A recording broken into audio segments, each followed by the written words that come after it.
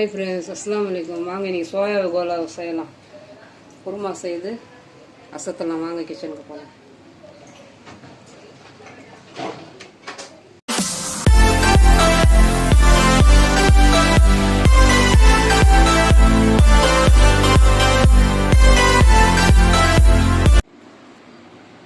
தண்ணி சூடாயிடுச்சு.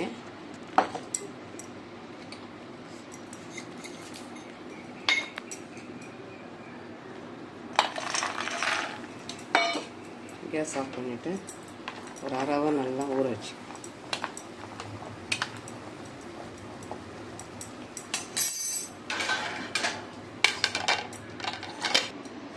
3 ஸ்பூன் கசகசா. சோயா ஒரு நம்ம சுடு தண்ணியில் ஊறும்போது இந்த மாதிரி கசகசாவையும் கொஞ்சம் இந்த மாதிரி ஒரு சின்ன பாத்திரத்தில் ஊற வச்சு ஒரு சின்ன கைப்பிடி பாதம் இதையும் ஊற வச்சு சின்ன பொடி முந்திரி இது எல்லாமே ஒரு அரை மூடி தேங்காய் எல்லாமே சேர்த்து நல்லா ஃபைன் பேஸ்ட்டாக அரைச்சி எடுத்துக்கலாம். நல்லா ஊறிடுச்சு.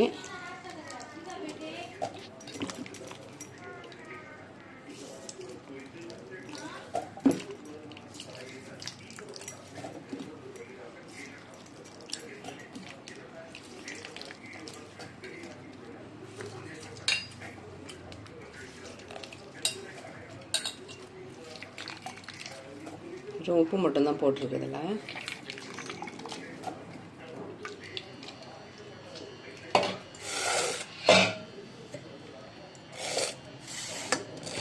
அவ்வளோ இருக்கட்டும். 2 பொடி பொரிச்சக்கடலை, ஒரு 3 ஏலக்காய், ஒரு 5 லவங்கம், ஒரு 4 கொஞ்சம் பட்டை எல்லாத்தையும் போட்டு நல்லா பவுடராக அரைச்சி எடுத்துக்கணும். அரைச்சாச்சு.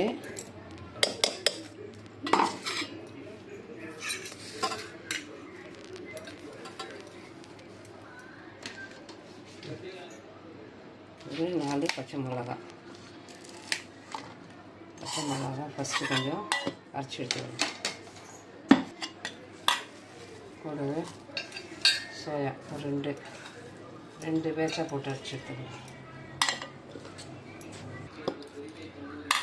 இந்த பச்சை மிளகா கூட சேர்த்து அடிக்கிறதுனால காரம் சாரமாக இருக்கும். இதையும் சேர்த்துக்கலாம். இந்த கைமா மாதிரி அரைச்சி எடுத்துக்கணும். ஒரு பேட்ச்சு, 2 பேட்ச்.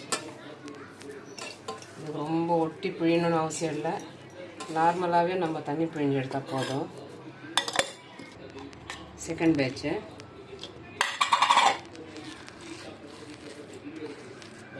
தண்ணியெல்லாம் சேர்க்கக்கூடாது. தண்ணி சேர்க்காம கொஞ்சம் பொறுமையாக நம்ம ஜாரில் போட்டு அரைச்சி எடுத்துக்கணும். ஃபஸ்ட்டு பேட்ச்சு பச்சை மிளகா இருந்ததுனால கொஞ்சம் பெரிய லூஸாக இருந்தது. இப்போ இது அப்படியே அரைச்சதுனால கொஞ்சம் டைட்டாக இருக்குது. ஒன்றும் பிரச்சனை இல்லை. ஒரு பெரிய வெங்காயம், ஒரு உள்ளங்கை அளவு தேங்காய். இந்த பச்சை மிளகாய் ஏற்கனவே அடிச்சிட்டோம். இதை தனியாக அடித்து எடுத்துக்கலாம். இது மொத்தத்தையும் அடித்து எடுத்துக்கணும். சரி, இதையும் சேர்த்துக்கலாம்.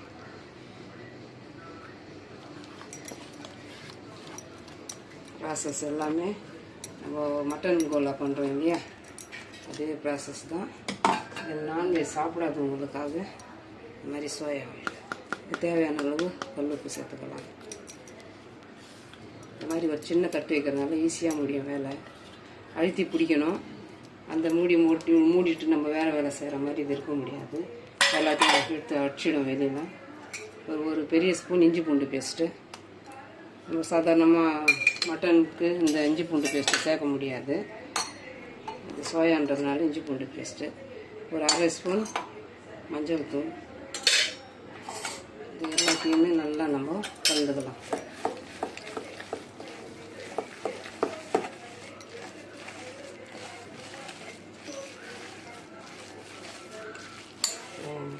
பொரிச்சக்கடலை டேஸ்ட்டு தரும்.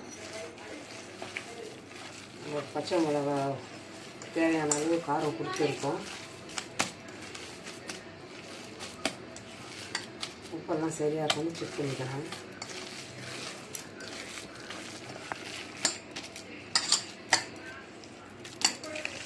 எல்லாமே நல்லா கலந்துக்கணும். பொரிச்சக்கடலை மாவு போடுறதுனால நல்லா கொஞ்சம் டைட் கொடுக்கும். அதே சமயம் நல்லா டேஸ்ட்டு தரும். சின்ன சின்னதாக உருண்டையாக்கி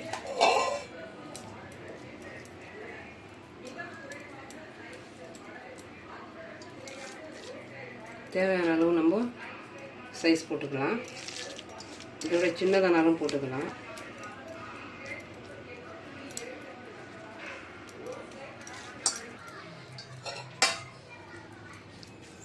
ஃபஸ்ட்டு ஒரு பேட்ச் போட்டுக்கலாம். எண்ணெய் சூடாயிடுச்சு. எண்ணெய் சூடாகிற வரைக்கும் கொஞ்சம் ஹையில் வச்சுக்கணும். சூடானதும் லோ தீயில் வச்சுக்கணும்.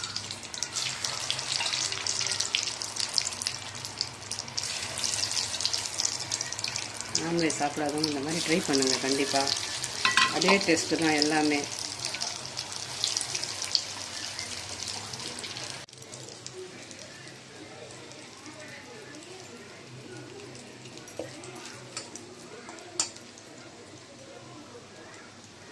நல்லா இந்த கலர் வந்ததும் ஒரு வாட்டி திருப்பி விட்டுக்கணும். போட்டதும் திருப்பக்கூடாது. இந்த கோல்டன் கலர் வரும்போது திருப்பி விட்டுக்கணும். அடுத்த பேட்ச் ரெடி பண்ணிக்கலாம். நல்லா இந்த கலர் வந்ததும் எடுத்துக்கணும். மறுபடியும் ஹை தீயில் வச்சுடுங்க. போடும்போது ஹையில் இருக்கணும். போட்ட ஒரு கப்பு சோயாவுக்கு இந்த அளவுக்கு சோயா போல் வந்துருக்கு.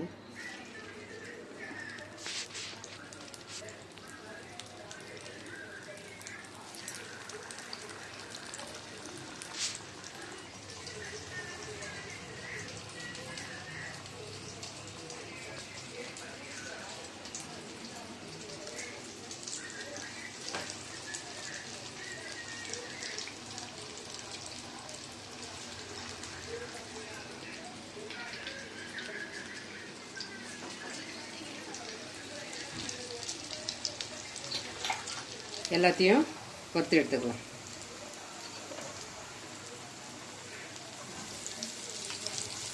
நல்லா கலர் மாறினதும் திருப்பணும். கசகசா நல்லா ஊறிடுச்சு. இது சேர்த்துக்கலாம். இந்த மாதிரி ஒரு சின்ன பாத்திரத்தில் வைக்கிறதுனால நம்மளுக்கு சீக்கிரம் வேலை ஆகும். 2 பச்சை மிளகா. எப்போயுமே கசகசா அடிக்கும்போது தேங்காய் சேர்த்து அரைச்சிக்கணும். தேங்காய் ஒரு 5 பத்தை தேங்காய். பத்தை கணக்கில் 5 பத்தை தேங்காய். இது ஃபஸ்ட்டு அரைச்சி எடுத்துக்கலாம். பாதாம் இந்த மாதிரி ஊற வச்சு உரித்து எடுத்துக்கணும். ஒரு சின்ன பொடி முந்திரி இது ஃபஸ்ட்டு அரைச்சி எடுத்துக்கலாம். மொத்தத்தையும் வறுத்து எடுத்துக்கலாம். அரைச்சிட்ட பிற்பாடு தேங்காவும் கசகசா அப்புறம் பாதாம் முந்திரி இதையும் சேர்த்து அரைச்சி எடுத்துக்கலாம். எல்லாம் மொத்தத்தையும் அரைச்சாச்சு. அது ஓரமாக இருக்கட்டும். வறுத்தாச்சு. இந்த எண்ணெயை எடுத்து நம்ம குழம்பு தாளிச்சிக்கணும்.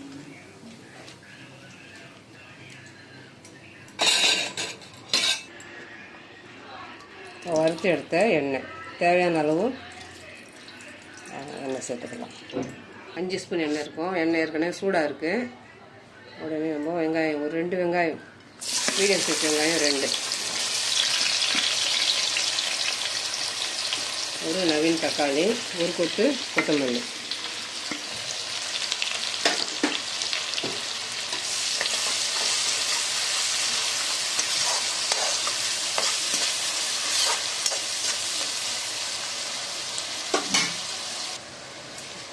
வெங்காயம் வதங்க.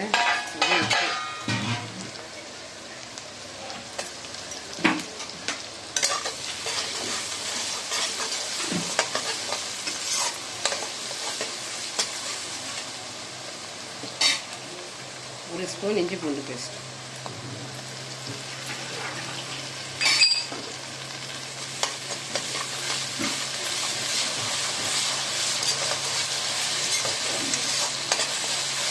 பச்சை வாடை போகிற வரைக்கும் நல்லா வதங்கட்டும்.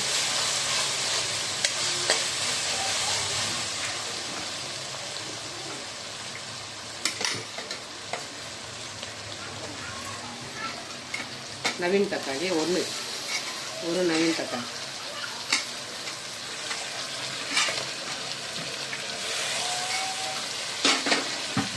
எல்லாமே சேர்ந்து நல்லா வதங்கட்டும்.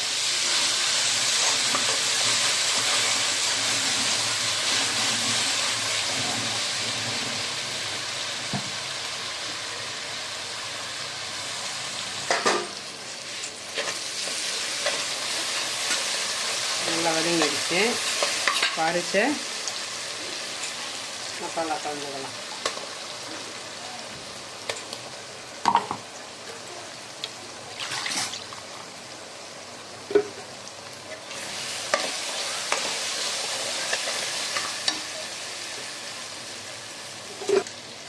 ஒரு ஸ்பூன் கரம் மசாலா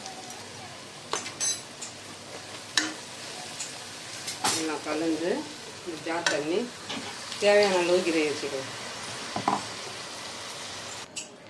கொஞ்சம் தண்ணி எக்ஸ்ட்ராவே விட்டுக்கலாம். கிரேவி டைட் ஆகிடும். நம்ம இவாலாண்ட போடும்போது கிரேவி டைட் ஆகிடும். கொஞ்சம் தண்ணி கொஞ்சம் எக்ஸ்ட்ராவே விட்டுக்கலாம். நல்லா கொதிக்கட்டும். உப்பெல்லாம் சரியாக இருக்கான்னு செக் பண்ணிக்கணும். சரியாக இருக்குது, கொதிக்கட்டும். இந்த பபுள்ஸ் எல்லாம் கொஞ்சம் அடங்கணும். அப்போ தான் அது கரெக்டாக ஒரு குழம்புக்கு நல்லா கொச்சி வந்ததும் அது கேஸ் ஆஃப் பண்ணிடணும்.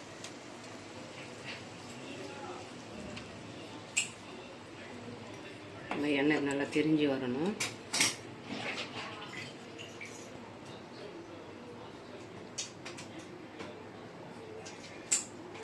ரெண்டு ஸ்பூன் நெய் சேர்த்துக்கணும்.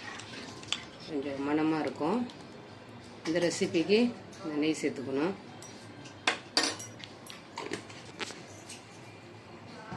இறக்கிட்ட பிற்பாடு கொஞ்சம் புதினா சேர்த்துட்டு வறுத்த சோயா பால்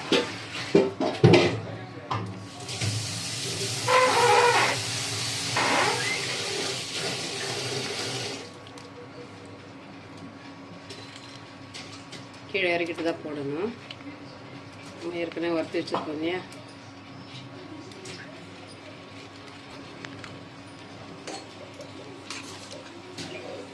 கொஞ்ச நேரம் அப்படியே நம்ம கலரி விட்டுடணும்.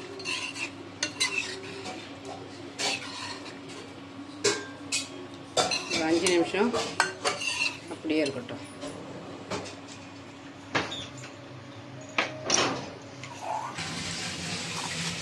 ஒரு 5 நிமிஷம் நல்லா இந்த மாதிரி பெருசாகிடும். போட்ட சைடோட பெருசாக உண்டு. சர்வ் பண்ணி எல்லாமே நான்வெஜ் ஸ்டைல் தான். ஆனால் நான்வெஜ் கிடையாது. நான்வெஜ் சாப்பிடாதவங்க இந்த மாதிரி இந்த ஸ்டைலில் கண்டிப்பாக ட்ரை பண்ணி பாருங்கள். அடிக்கடிக்கு செய்வீங்க.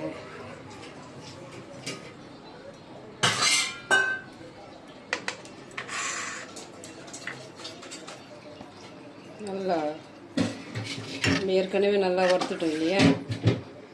கூட இந்த மாதிரி இந்த கிரேவியில் போட்டு சாப்பிட்றதுனால இந்த டேஸ்ட்டு வேறு லெவலில் இருக்கும். சப்பாத்தி, ரொட்டி, ப்ரெட்டு, டிஃபனுக்கு எதுக்குனாலும் நம்ம சைடிஷாக வச்சுக்கலாம். ரைஸ்க்கும் வச்சுக்கலாம். வாவ், அருமையாக இருக்குங்க. நான்வெஜ் சாப்பிடாதவங்க இந்த மாதிரி செய்து சாப்பிடுங்க. நான்வெஜ் சாப்பிட்றவங்களும் இதில் செய்து கொலஸ்ட்ரால் அது இதுன்னு கம்ப்ளைண்ட் இருந்துச்சுன்னா இந்த மாதிரி இந்த சோயாவில் செய்து சாப்பிடும்போது கொலஸ்ட்ரால் நல்லா ரைஸ் பண்ணும். கண்டிப்பாக இந்த நான்வெஜ் ஸ்டைலில் டேஸ்ட்டில் இருக்கும். ஒரு வாட்டி ட்ரை பண்ணி பாருங்கள். இதை அப்படியே சாப்பிட்டுன்னே இருக்கலாம் போல இருக்கும். அந்த அளவுக்கு டேஸ்ட்டாக இருக்குது. அவ்வளோதாங்க. ஒரு கப்பு சோயா வச்சு இந்த அளவுக்கு ரெசிபி வந்திருக்கு. இந்த மாதிரி ட்ரை பண்ணுங்கள். நான்வெஜ் சாப்பிடாதவங்க கண்டிப்பாக ட்ரை பண்ணி பாருங்கள். இந்த சோயா வச்சு இந்த அளவுக்கு செய்ய முடியுமா? இன்னும் நிறைய ரெசிபி இருக்குது சோயாவில். கண்டிப்பாக நீங்கள் எல்லோரும் எனக்கு கொஞ்சம் சப்ஸ்கிரைப் பண்ணிவிடுங்க. இன்ஷால்லாம் சீக்கிரத்தில் நான் 1000 அச்சீவ் பண்ணணும். இந்த மாதிரி நிறைய வீடியோஸ் போடுவேன். இந்த சோயா கோலா உருண்டை பிடிச்சிருந்துச்சுன்னா like, comment, share, bell button மறக்காமல் நல்ல உள்ளவங்க பேகம் சேனலுக்கு சப்ஸ்கிரைப் பண்ணுங்கள். அஸ்ஸலாமு அலைக்கும்.